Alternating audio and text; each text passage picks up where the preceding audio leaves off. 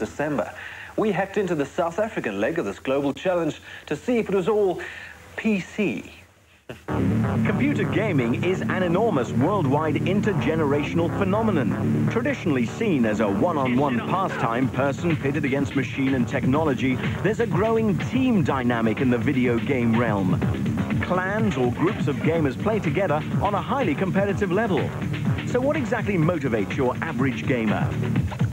The primary reason why people play games is for the same reasons that you go to movies, same reason that you go to the theatre. It's to be primarily entertained and to get an escape from reality.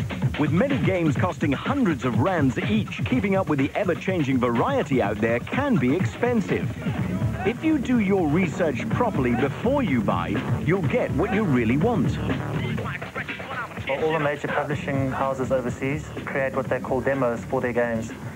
Games are very expensive in this country. You're looking at about 300 Rand per title.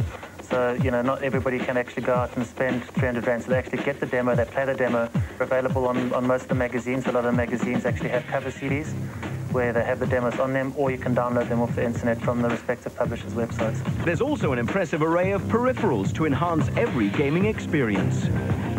Basically what a peripheral does is it plugs into your computer as a third-party controller, which allows you to be able to play computer games without the keyboard/mouse interface. This particular joystick came about 2 years ago, and to date it is still the best joystick that you can buy. It's got the hat switch, it's got all the trigger buttons that you'd actually want, but what makes this particular joystick that much better is that it's for ambidextrous use. Games get more and more sophisticated in their ability to simulate real life and to take you places reality can't hope to go. Conventional boundaries like gravity, pain, and self don't exist. Fantasy seekers fall into two camps: computer-based and console users. PC-based games were always more advanced than console-based games. Up until now, that is, with the advent of the PlayStation 2, soon it'll be the Xbox and another console called the GameCube. I think that it's always down to personal preference whether a gamer will go down the console route or the PC route. With the PC route, it's always open to upgrades of video cards and that sort of thing. With the console, you know, what you buy is what you're going to be stuck with for the next couple of years. But I think what attracts a guy to a console-based game would be that it's ease of use, you know? You just plug it in and you play. You never have to worry about certain things not working, you have to configure this or configure that. Forget about goggle-eyed kids living out their sporting dreams.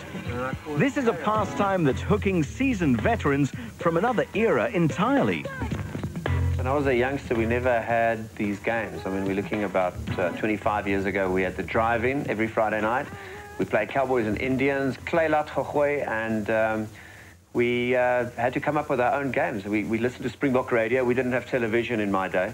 And, you know, I'm just making up for lost time. And to me, the graphics and things, it's mind-blowing. And I'm acting like a 14-year-old here, but I dig it. It's great. It makes me feel young again.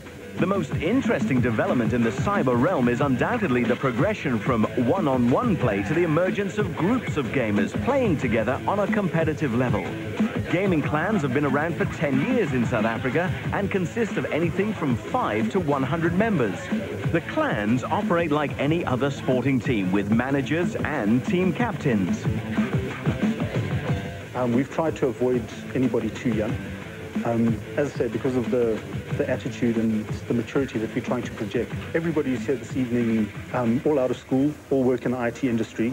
Most of your gamers do work in the IT industry after school, all holding down full-time jobs. And then most go online in the evenings from about 7 o'clock onwards and play online 3-4 times a week at least, and most of the weekend. The popularity of gaming worldwide has led to the advent of the first World Cyber Games. Hundreds of South Africans met in Joburg to compete for a chance to play in the finals in Seoul, Korea in December. We have a BYOC area, it's a bring your own computer area, which supports 320 players. At this stage it's full. We also have a competition area. We've got 350 players competing here today. And the games they compete in, well, anything from Counter-Strike to StarCraft to Age of Kings. It's not skateboarding or surfing or bodyboarding, I mean, but it's still, I mean, it gets you going. Got to know a great amount of people over the past 4 years. To me, it's a and it's really nice to play, and we love to have more females playing. It's a brave new world where you don't get judged by your appearance. It's all about reflexes, dexterity and cyberspeed, and of course it's also about favorites.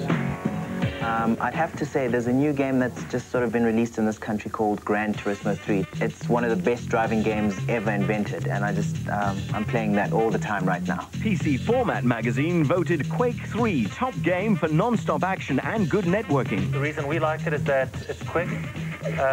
Logging onto a game will take literally between 5 and 10 seconds and you're playing, where other games, because of the actual configuration and setups, it takes a lot longer to log into a game. For Barney Simon, sports games take the checkered flag. And I got this Formula 1 2001, which is my favorite game. I mean, because they've got all the new motor racing stars in here, the new cars, there's commentary from Murray Walker, statistics, the sound is great. So my favorite at this stage, Formula 1 2001, great. Whether you total yourself on the track or meet the love of your life, remember, it's only a game.